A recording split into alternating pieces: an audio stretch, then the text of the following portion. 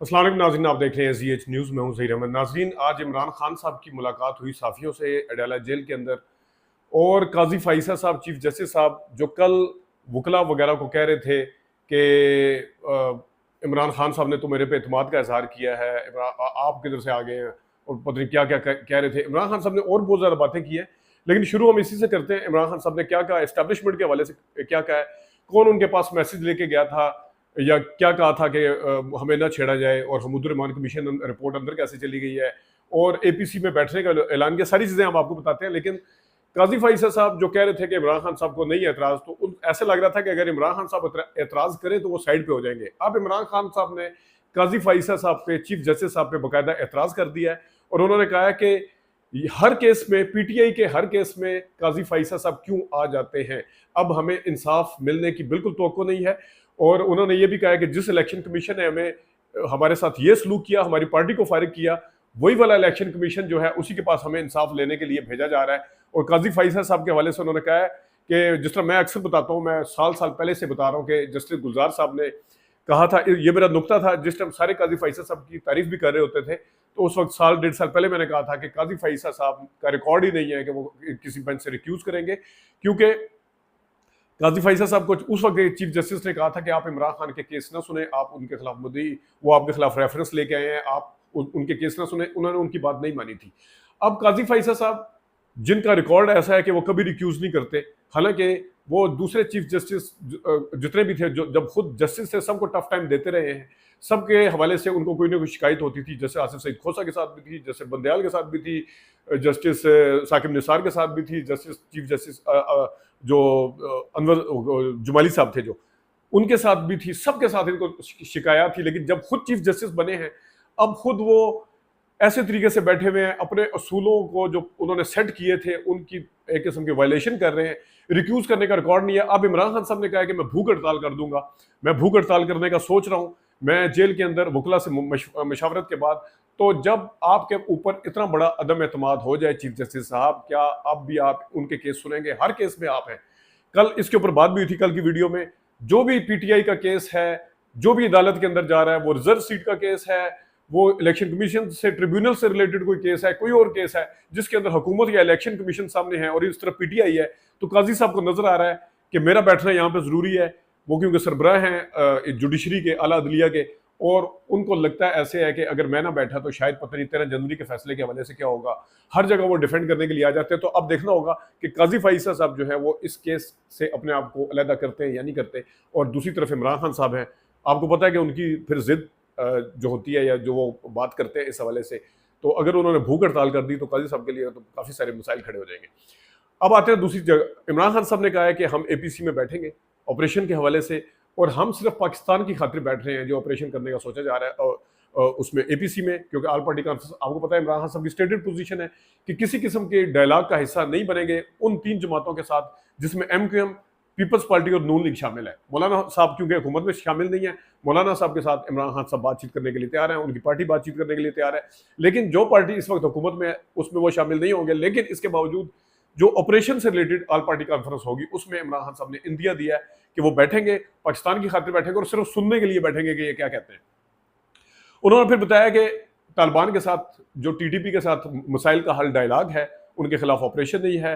ये बात बिल्कुल ठीक है। नवाज शरीफ साहब के ज़माने में आपको मैंने उस दिन भी बताया था पूरी टाइम लाइन, कि नवाज शरीफ साहब के ज़माने में भी अचानक जो धमाके शुरू हो गए थे, बाद में रद्दुल फसाद शुरू हुआ था, तो बहुत ज़्यादा हुए थे। इमरान खान साहब के ज़माने में दहशतगर्दी उस तरह की नहीं थी जो अब है या उस वक्त थी। तो इसकी फिर वजह क्या है? इसकी रीज़न सिर्फ ये है कि इमरान खान साहब और तरीके से डील करते थे। उनका तालिबान के हवाले से, अफगानिस्तान के हवाले से एक अपना टेक है। अच्छा, इमरान खान साहब ने और भी बात किया। उन्होंने कहा कि ये कह रहे हैं कि हम अफगानिस्तान के खिलाफ या दहशतगर्दी के खिलाफ या KP में जाके ऑपरेशन करेंगे। दूसरी तरफ इनके मेजर और कर्नल आगे जेल में बैठे हुए, कहते हैं जिन्होंने ऑपरेशन करने हैं, हसास अदारों ने, जिन्होंने कोई मालूमात इकट्ठी करनी है जाके वहां पे, वो यहाँ पे आगे मेरे ऊपर आगे बैठे हुए हैं। उनका जेल में क्या काम है? बात इमरान खान साहब की ठीक है कि अगर इस तरह खुफिया इदारे जेल में बैठे हुए हैं तो वो वहाँ पे क्या कर रहे हैं, उनका क्या काम है। और फिर जेल सुप्रिटेंडेंट को बकौल जिस तरह कल इमरान खान साहब की मुलाकात नहीं होने दी गई, 3 घंटे 4 घंटे उनके सारे सीनियर रहनुमा वहाँ पे अडयाला जेल में खड़े रहे हैं, उनकी मुलाकात इमरान खान साहब के साथ नहीं होने दी गई। और रीज़न आपको पता है कि उनके धड़े बने हुए हैं, इमरान खान साहब ने मामला सेटल कर देना था, उन्होंने इसके ऊपर बात किया कि मुझे नहीं मिलवाया गया, मिलने नहीं दिया गया, मैं ये सारा मामला सेटल कर देता। तकसीम जो आपस में अगर कोई ग्रुप थे, फिर उन्होंने पार्टी को कहा कि आप एक हो, आप अलग-अलग ना करें, आप अवाम के पास एक होके जाएं, अलग-अलग होके ना जाएं। फिर उन्होंने ये भी कहा कि मेरे साथ जो 8 फरवरी के इलेक्शंस, वो जो टाइम था वो गुजर गया, वो 8 फरवरी को गुजर चुका है डायलॉग का टाइम। फिर इन्होंने कहा कि मेरे पास हमीदुर रहमान कमीशन रिपोर्ट कैसे पहुंची है, क्योंकि इमरान खान साहब ने आपको याद होगा कहा था कि इन दिनों में मैं हमीदुर रहमान कमीशन रिपोर्ट पढ़ रहा हूँ, मशरकी पाकिस्तान कैसे अलग हुआ था, यानी बांग्लादेश कैसे बना था, उस रिपोर्ट में सारा कुछ है। वो वाली रिपोर्ट आप सबको पता है, जुल्फकार अली भुट्टो साहब ने उसको वो कर दिया था, सीक्रेट करार दे के उसको पब्लिक नहीं किया था। ये रिपोर्ट बाद में इंडिया में जाके पब्लिक हुई थी। हमीदुर रहमान कमीशन जो थे वो एक जज थे, उन्होंने पाकिस्तान के अंदर सारी रीजन बताई थी कि हमीदुर रहमान कमीशन में सारी रीजन आपको मिलेंगी कि मशरकी पाकिस्तान के जो हालात थे वो इमरान खान साहब ने पढ़ी है।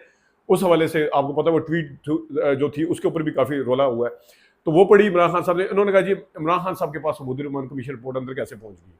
वो कहते हैं कि मुझे गर्मी में रखा हुआ है, मैं इसके बावजूद बिल्कुल चुप करके बैठा हूँ, चक्की में रखा हुआ है, और लेकिन मुझे इसके ऊपर कोई वो नहीं है।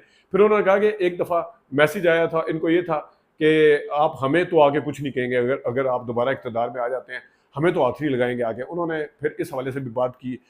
आज उन्होंने काफ़ी लंबी चौड़ी बात की है, एक एक मसले को छेड़ा, बिजली के और महंगाई के हवाले से भी बात की है, मौजूदा हुकूमत की गवर्नेंस के हवाले से भी बात की है। तो ये आज की सबसे अहम खबर है कि चीफ जस्टिस साहब के ऊपर इमरान खान साहब ने अदम एतमाद कर दिया है। वो चीफ जस्टिस जो परसों उनके वकला को कल कह रहे थे कि क्या आपके वकील ने तो आपके जो सरबराह हैं वो तो हमारे पास आके बैठे थे, उन्होंने तो मेरे ऊपर एतराज़ नहीं उठाया था।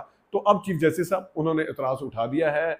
अब आप क्या करेंगे, क्योंकि भूख हड़ताल का मकसद फिर आपको पता है, इंसान 2 से 3 दिन या 3 से 4 दिन जब भूख हड़ताल करता है तो प्रेशर फिर दूसरी तरफ भी आता है, जिसकी वजह से भूख हड़ताल की होती है। तो ये अगर माजी में इजाजुल हसन साहब के ऊपर, बंदायल साहब के ऊपर अगर ये इल्ज़ाम लगता था बेंच अपनी मर्जी का बनाते हैं, तो अब क्या हो रहा है।